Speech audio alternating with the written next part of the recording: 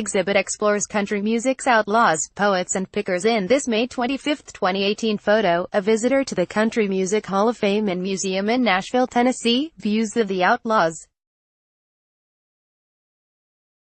The new museum exhibit offers a deeper dive behind the poets, pickers and characters that revolutionized country music in the 1970s. AP photo, Mark Humphrey, Nashville, Tennessee. AP, if the term outlaw country evokes images of Willie Nelson's hippie braids or Waylon Jennings' honky-tonk heroes, then you'll want to see a new museum exhibit offering a deeper look at the poets, pickers and characters that revolutionized country music in the 1970s.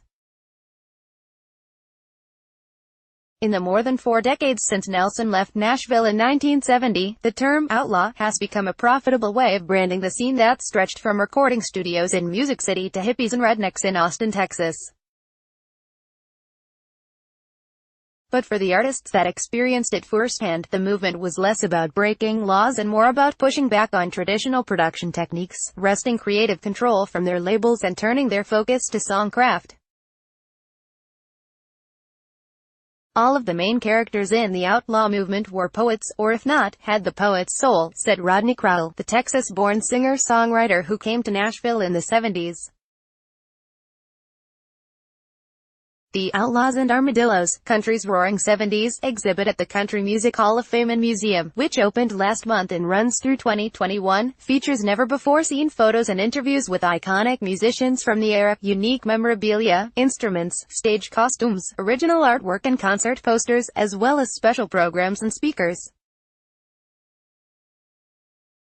Displays include Chris Christopherson's Army uniform, Guy Clark's Randall knife, Nelson's sneakers, a stuffed armadillo and a copper still for making bootleg whiskey that was donated by Tom T. Hall. Austin-based filmmaker Eric Edelman, a co-curator of the exhibit, put together videos for the exhibit's 8 screens featuring interviews with Christopherson, Clark, Jesse Coulter, Jerry Jeff Walker, Billy Joe Shaver and more. The exhibit's walls are lined with dozens of concert posters, many of them from illustrator Jim Franklin, who designed surrealistic artwork for concerts held at the Armadillo World Headquarters in Austin.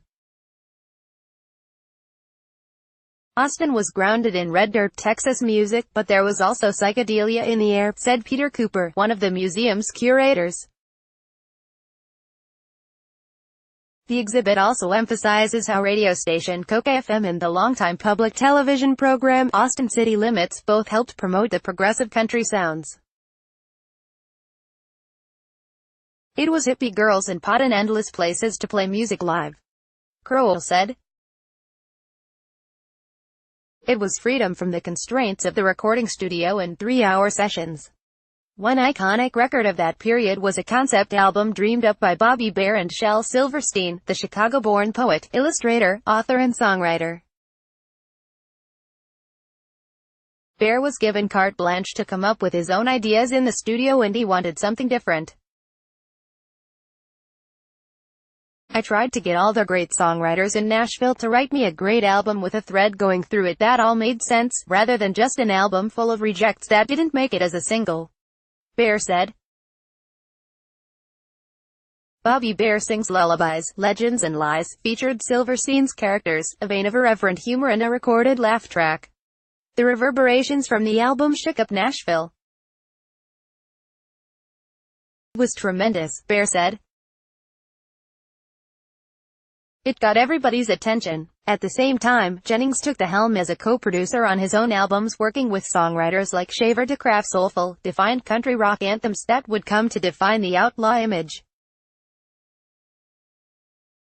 He also started picking his own musicians to play on the records, instead of relying on Nashville's sessional players.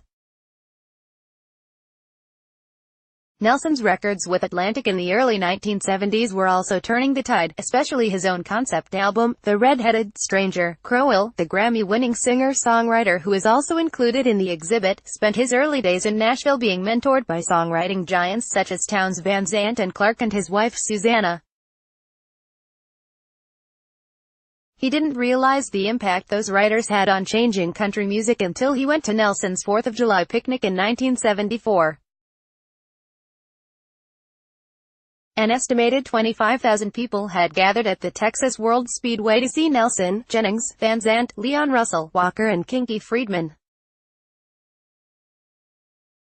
When you looked out at that sea of music fans out there that were celebrating that music, that's the first time that I had any sense that it was bigger than the little life that I was living, Crowell said.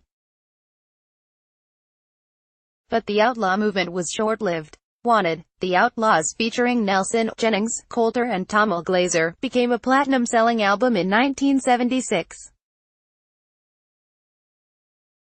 A year later, Jennings was arrested for cocaine possession in a Nashville studio, but charges were later dropped. By 1978 the era had peaked and Jennings released his song, "Don't You Think This Outlaw Bit's Done Got Out of Hand." "I think Waylon bristled at the catch-all phrase outlaw," Crowell said. "Because of the self-respect you have as an artist, you don't want to be pigeonholed, even if it's a cool thing like being called an outlaw. Because even that can become confining." A companion CD set of the same name is available through Sony Music's Legacy Recordings, and the museum is selling a companion book featuring essays, photos and artwork. ____ If you go, Outlaws.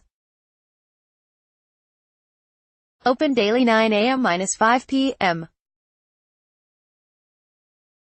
Adults, $25.95. Kids 6 to 12, $15.95. Children 5 and under free. Copyright 2018 The Associated Press.